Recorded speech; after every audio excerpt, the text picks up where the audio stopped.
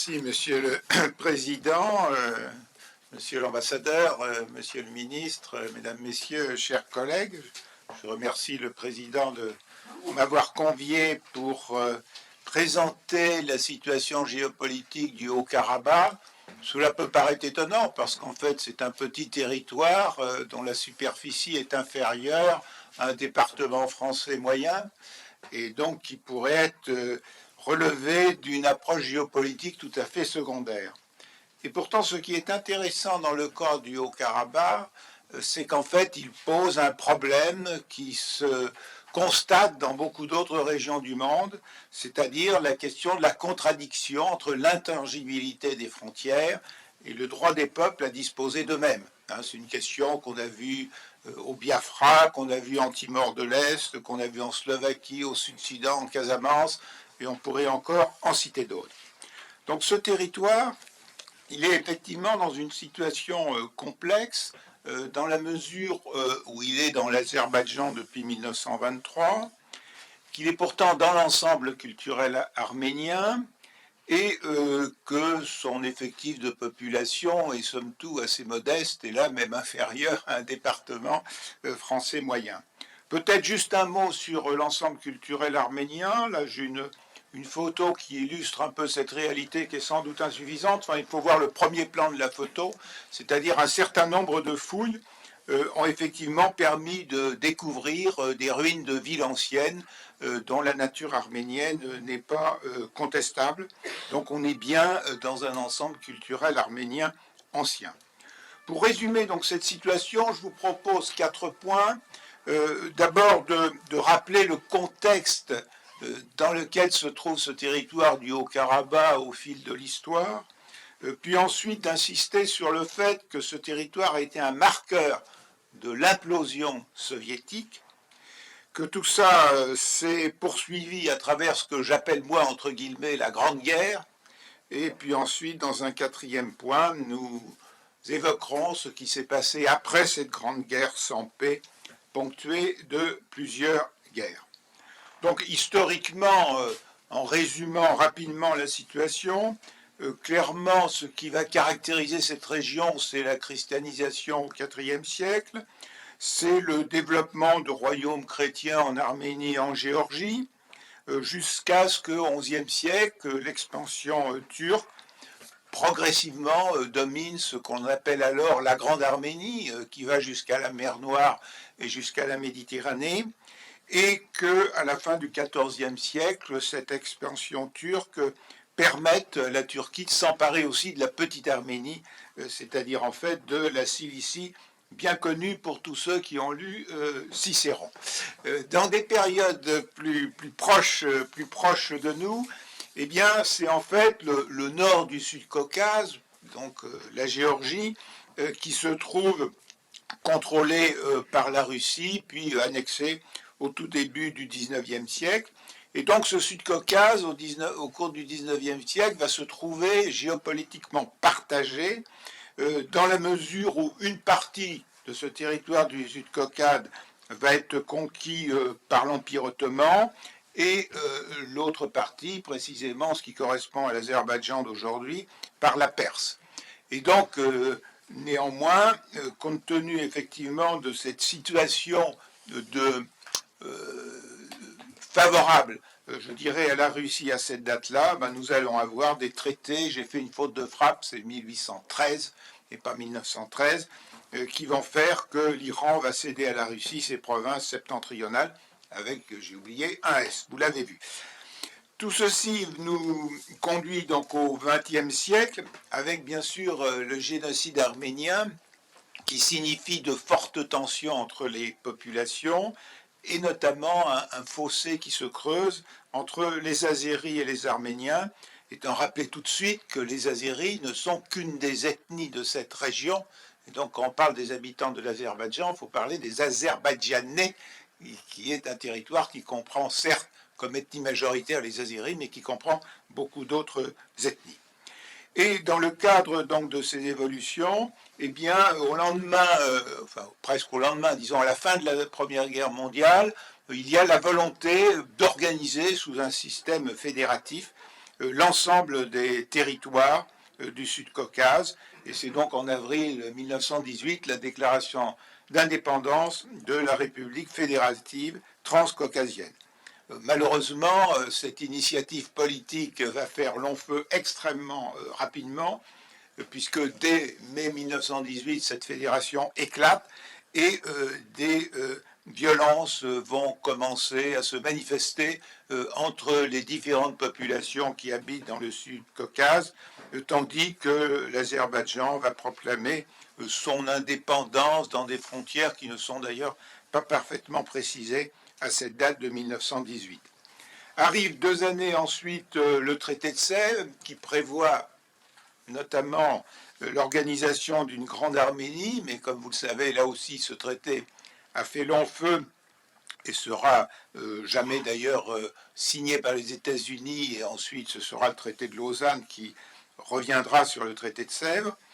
En revanche, c'est vrai que l'Arménie, dans une certaine mesure, accepte d'être soviétisée en contrepartie du fait que Moscou la protège de l'expansionnisme turc. En revanche, à Bakou, la raison de changement de pouvoir est en fait liée à l'atout pétrolier que représente ce territoire, et c'est donc dans ce contexte que les bolcheviks vont s'emparer de la situation en avril 1920. Donc à partir de ce moment-là, eh bien, va s'installer pour quelques décennies dans le Sud-Caucase une Pax Sovietica qui fait que les tensions vont être limitées en raison du contrôle de Moscou. Et dans cette période, nous allons avoir donc la décision de Moscou d'affecter le Haut-Karabakh à l'Azerbaïdjan, avec certes une autonomie théorique, mais qui en fait n'est que théorique et n'est pas l'autonomie qui aurait été souhaitée par les habitants de ce territoire. Et donc au fil des décennies, même si bien entendu le Karabakh reste dans la République soviétique d'Azerbaïdjan, son souci d'identité est très périodiquement affirmé, y compris par son parti communiste, et il est notamment symbolisé par ce monument qui s'intitule « Nous sommes nos montagnes », où l'on voit effectivement une femme et un homme du Haut-Karabakh dont les pieds, vous voyez, sont plongés dans leur montagne, symbole du Haut-Karabakh qui signifie c'est bien notre territoire, cet endroit où nous habitons. Arrive, et j'en viens à ma deuxième partie, c'est la période de la fin de l'URSS, où le Haut-Karabakh joue à mon sens un rôle tout à fait essentiel, ainsi que le Sud-Caucase, dans la mesure où il va être un marqueur, un proto-marqueur d'abord, c'est-à-dire proto-marqueur, c'est-à-dire qu'un certain nombre de tensions dans les déclarations des différents partis communistes de cette région montrent effectivement un caractère conflictuel.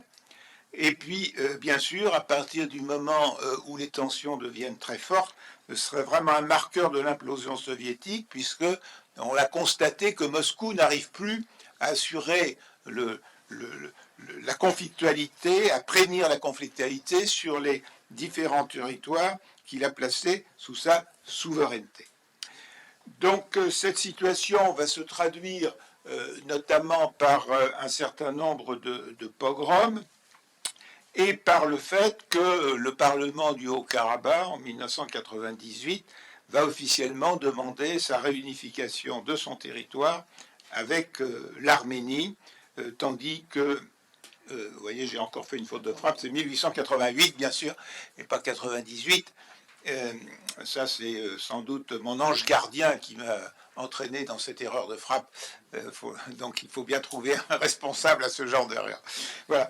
Et donc, nous avons aussi, en 1990, un certain nombre de pogroms anti-arméniens à Bakou, avec notamment l'organisation par Moscou d'évacuation d'Arméniens par bateau.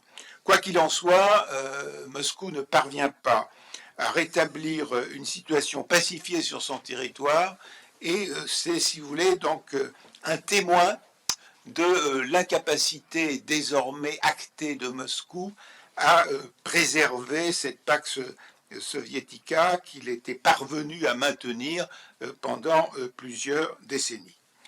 Dans ce contexte, eh bien, l'Azerbaïdjan va donc considérer, comme l'ensemble du monde d'ailleurs, qu'il faut choisir l'intangibilité des frontières et donc va déclencher une guerre pour assurer sa souveraineté sur le Haut-Karabakh. Bon, c'est cette guerre que j'appelle la Grande Guerre par rapport aux trois autres guerres qui se sont succédées ensuite. Donc cette guerre est assez particulière dans la mesure où elle s'organise non pas comme un conflit véritablement entre deux armées, mais plus comme un conflit entre d'un côté, du côté de l'Azerbaïdjan, une armée, et du côté du Haut-Karabakh, c'est plutôt une guerre de partisans, c'est-à-dire ce sont des civils qui s'arment et qui souhaitent parvenir à défendre leur territoire. Et dans cette même période, pour bien affirmer son identité propre et sa volonté de trouver une indépendance, eh bien, le Haut-Karabakh va déclarer son indépendance, organiser un référendum.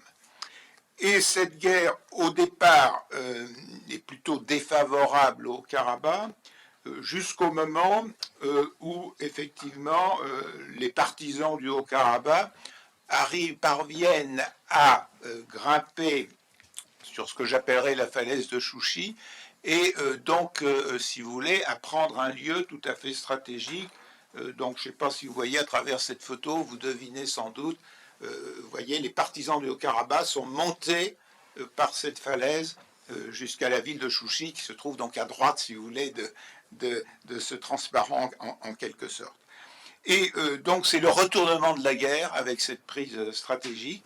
Et donc au fil des années, les grandes puissances vont être, notamment la Russie, mais aussi les États-Unis, vont intervenir pour que le conflit cesse. Et donc on va parvenir à un cessez-le-feu le 16 mai 1994. Bon, le vainqueur de cette guerre, c'est effectivement le Haut-Karabakh et les Arméniens. Et nous arrivons après cette grande guerre à cette carte que vous avez sous les yeux, où nous voyons bien d'une part le Haut-Karabakh, qui se trouve certes détaché de l'Arménie, ce qu'il est géographiquement, mais en même temps, nous voyons que d'une part l'Azerbaïdjan est parvenu à conserver certains territoires du Haut-Karabakh, ceux qui sont au-dessus de la ligne rouge, par exemple, que vous voyez sur cette carte, le pointillé rouge, et le Haut-Karabakh est surtout parvenu à prendre possession d'un certain nombre de territoires qui sont en blanc sur cette carte, ce qui lui donne un certain recul stratégique. Donc j'ai une carte qui va mieux vous montrer la situation. Donc autrement dit, côté Azerbaïdjan, on considère bien entendu que le Karabakh a conquis des terres qui ne lui appartiennent pas, et côté au Karabakh, eh bien, on va considérer que ce sont des territoires tampons qui sont susceptibles de mieux assurer la défense stratégique du territoire. Et donc voilà la carte, si vous voulez, plus détaillée, qui permet effectivement de mettre en évidence l'importance relative, bien sûr, l'importance de la superficie des territoires contrôlés par le Haut-Karabakh, la ligne de cessez-le-feu correspondant au pointillé que vous voyez sur cette carte. Alors cette guerre, évidemment, a des conséquences humaines considérables, et en particulier des flux de réfugiés. Bien sûr, circulent dans les livres un certain nombre de chiffres sur le nombre de réfugiés. C'est très difficile de savoir quel est leur nombre, mais c'est quand même des centaines de milliers de personnes qui concernent tous ces flux. Donc, soit des flux d'Arméniens ayant quitté l'Azerbaïdjan pour se réfugier en Arménie, soit des flux d'Azerbaïdjanais qui ont quitté l'Arménie ou les territoires tampons que nous avons vus sur la carte tout à l'heure pour rejoindre l'Azerbaïdjan, soit des flux de ressortissants du Haut-Karabakh, mais qui ne sont pas d'ethnie arménienne, qui se trouvent avoir quitté le Haut-Karabakh et connu un exode vers l'Azerbaïdjan. Alors on peut symboliser et visualiser l'importance de ce troisième flux de réfugiés, c'est-à-dire celui des non-arméniens qui ont été chassés du Haut-Karabakh par suite de la guerre, à travers 3 photos. Bon, cette première photo, c'est simplement un village en ruine au Karabakh, c'est-à-dire qu'en fait, c'est un village qui, jusqu'en 1993, était en fait occupé par des personnes généralement de religion musulmane. Deuxième exemple, nous sommes toujours au Karabakh, pas très loin de Chouchi, et ce que vous voyez, c'est tout simplement un cimetière chiite qui témoigne effectivement de la présence précédente de personnes de religion musulmane chiite. Et puis à Chouchi, vous voyez par exemple cette mosquée qui a d'ailleurs été remise en état parce qu'elle avait quand même pas mal souffert pendant ce que j'appelle la Grande Guerre et qui se trouve au centre de la ville de Chouchi. Voilà une autre image de cette mosquée, là aussi mosquée chiite bien sûr. Donc vous avez déjà là un symbole, enfin des photos qui témoignent de l'importance des réfugiés. Et puis vous avez aussi évidemment d'autres photos, plutôt du côté arménien, qui témoignent de l'importance de la guerre et de la situation conflictuelle qui se prolonge en dépit de la ligne de cessez-le-feu, puisque le cessez-le-feu n'a pas évidemment donné lieu à un traité de paix.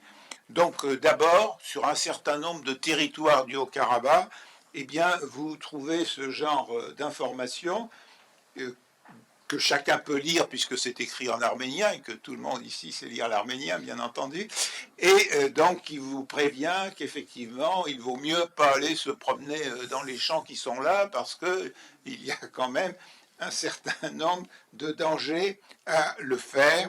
Et donc, effectivement, on voit bien que tout au long sur une large partie de la ligne de cessez-le-feu, le risque est véritablement réel. Deuxième exemple, eh bien, là nous sommes dans un bâtiment officiel à Stepanakert, la capitale du Haut-Karabakh, où l'on veut effectivement mémorer le rôle des soldats qui ont été morts à la guerre. Alors je n'ai pas retrouvé une troisième photo qui est tout à fait passionnante, qui est celle du cimetière de Stepanakert. En effet, dans ce cimetière, vous avez à la fois des tombes soviétiques, donc en fait, des ressortissants du Haut-Karabakh qui ont été tués dans l'armée rouge lors de la Seconde Guerre mondiale. Et donc sur ces tombes soviétiques, ce que vous voyez, c'est l'étoile soviétique. Et puis juste à côté, vous avez une tombe d'un Arménien qui est mort au moment de ce que j'appelle la Grande Guerre, donc 91-94. Là, c'est pas l'étoile soviétique, c'est la croix arménienne. Et donc, on lit comme ça, j'ai d'autres exemples dans d'autres pays du monde, on lit souvent dans les cimetières, en fait, l'histoire géopolitique des pays, et c'est toujours très intéressant. Voilà aussi un autre mémorial à la guerre, je passe. Alors, vous voyez la complexité, c'est-à-dire après 1994, il y a bien une réalité territoriale, c'est-à-dire que le fait que le Haut-Karabakh n'est plus sous la souveraineté de l'Azerbaïdjan, mais qu'il y a un conflit d'antériorité avec l'Azerbaïdjan qui considère que ce territoire est indu pour lui. Et donc, c'est toute la difficulté de trouver la paix au sein de ce territoire. Et donc, puisqu'il n'y a plus de souveraineté de l'Azerbaïdjan sur le Haut-Karabakh, ben, le Haut-Karabakh va s'organiser. Alors, il va s'organiser au plan institutionnel, créer une république, un président, un parlement, même s'il n'y a aucune reconnaissance internationale de ce pays qui se considère indépendant, et même s'il y a des liens avec l'Arménie, notamment dans l'organisation du système de défense, c'est un pays qui, toute chose égale par ailleurs, est géré comme peut être Taïwan aujourd'hui, de la même façon. Alors quelques photos pour peut-être le symboliser. Voilà la présidence de la République telle qu'elle existait. Voici la campagne électorale pour la présidence de la République telle qu'elle peut se dérouler, vous voyez, dans n'importe quel pays du monde. Et puis les plaques minéralogiques du Haut-Karabakh, avec évidemment le drapeau du Haut-Karabakh sur les plaques minéralogiques. La création aussi du Karabakh Télécom. Donc on voit bien qu'il y a un État là qui s'est organisé pour fonctionner tel qu'il le souhaitait. Malheureusement, pendant toute cette période, les pourparlers qui existent indirectement, notamment à travers le groupe de Minsk, ne se concrétisent pas. Et donc, après 1994, eh bien, c'est un après-guerre sans paix. Dans cette après-guerre sans paix, il se traduit d'abord par des incidents périodiques. Alors certes, ni le gouvernement de l'Azerbaïdjan, ni le gouvernement du Haut-Karabakh ne déclinent les morts malheureusement, qui existent sur le cessez-le-feu périodiquement. Mais néanmoins, on est absolument certain, parce qu'il y a des tirs sporadiques, et que périodiquement, chaque année, il y a des morts de chaque côté de la ligne de cessez-le-feu. Bon, les négociations n'avancent pas, je viens de le dire, et puis le Haut-Karabakh se trouve évidemment confronté à une difficulté, aucune circulation entre lui et l'Azerbaïdjan, et il se trouve qu'il n'a qu'un cordon ombilical, c'est donc le fameux couloir de la Chine, sachant que l'aéroport ne peut pas fonctionner, puisque pour que l'aéroport fonctionne, il faudrait que les avions utilisent une partie du ciel de l'Azerbaïdjan, ce que évidemment l'Azerbaïdjan ne peut pas accepter. Donc voilà par exemple un passage du couloir de la Chine. Donc c'est dans ce contexte que je viens de préciser que vont donc se dérouler au fil des années 3 conflits. Bon, le deuxième conflit, ce que j'appelle donc la deuxième guerre du Haut-Karabakh, va durer certes que 4 jours, mais elle met en évidence qu'au-delà des tirs sporadiques que nous avions eus pendant un quart de siècle, enfin une vingtaine d'années, l'Azerbaïdjan est bien déterminé à recourir à retrouver sa souveraineté sur le Haut-Karabakh. Donc, d'ailleurs, cette guerre donne lieu effectivement à une conquête d'un peu de terrain de la part de l'Azerbaïdjan. Et c'est en fait la communauté internationale qui souhaite calmer le jeu, ce qui explique un petit peu que cette guerre n'ait duré que 4 jours. Je ne vous ai pas mis la date, là, en avril 2016. Avril 2016. Bon, la troisième guerre est le 27 septembre 2020, où là, effectivement, l'Azerbaïdjan est dans une situation de force beaucoup plus importante, parce qu'entre-temps, et notamment, comme le disait tout à l'heure le président, grâce à l'aide militaire d'Israël, elle possède effectivement un potentiel militaire qui devient considérable, sans parler évidemment de son potentiel humain, qui n'a rien à voir avec celui du Haut-Karabakh, ni même de l'Arménie. Donc cette troisième guerre va se déclencher le 27 septembre 2020 et va être calmée par l'intervention de la Russie, qui va faire en sorte que les combats s'arrêtent. Mais dans des conditions tout à fait particulières, et donc des conditions qui ne vont pas être respectées dans la mesure où il est très difficile de savoir si la Russie avait vraiment envie ou non de les respecter. Elle les a sans doute respectés au début parce qu'elle ne souhaitait pas que les combats reprennent. Bon, ensuite, elle a eu sans doute d'autres préoccupations, et notamment la question de l'Ukraine. Et donc le résultat, c'est que lorsque l'Azerbaïdjan organise le blocus du Haut-Karabakh, eh bien en fait, tout le monde, je dirais, laisse faire. Et donc ce blocus, qui va engendrer un affaiblissement considérable du Haut-Karabakh, va rendre aisée effectivement la quatrième guerre. Bon, j'ai mis guerre entre guillemets, parce que la quatrième guerre n'est pas une guerre en réalité, parce que vous avez d'un côté une armée extrêmement bien équipée, avec un matériel extrêmement moderne, et de l'autre côté, vous avez un territoire qui a été considérablement affaibli par le blocus et qui n'a absolument pas les moyens de se défendre. Donc sans moyens militaires, exténué par des mois de blocus, ayant perdu tout soutien de la Russie, le Haut-Karabakh ne peut que laisser entrer l'armée de l'Azerbaïdjan s'installer. Et donc cela va déclencher l'exode de la quasi-totalité des habitants, 120 000 habitants. Alors ce chiffre, là encore, peut paraître faible, et c'est la raison pour laquelle je me permets de comparer ce qui s'est passé entre l'Arménie et le Haut-Karabakh à ce qui s'est passé, mettons, entre l'Algérie et la France en 1962. Donc 120 000 habitants qui débarquent en Arménie, ça serait l'équivalent de 2 600 000 personnes qui débarqueraient d'Algérie. Je vous rappelle, les rapatriés d'Algérie, c'est un ordre de grandeur d'1 million. Donc c'est tout à fait considérable, bien entendu. Alors en conclusion, que dire? Bon, le premier élément qu'on est bien obligé de constater, qu'il y a eu effectivement des changements de souveraineté, au fil de l'histoire d'ailleurs, mais y compris au fil de l'histoire contemporaine et de l'histoire récente, mais que ces changements de souveraineté n'ont pas été actés dans un traité de paix susceptible d'apaiser la situation dans le Sud-Caucase. Et donc l'avenir du Haut-Karabakh, il est quand même considérablement incertain, dans la mesure où il sera fonction des choix géopolitiques des acteurs.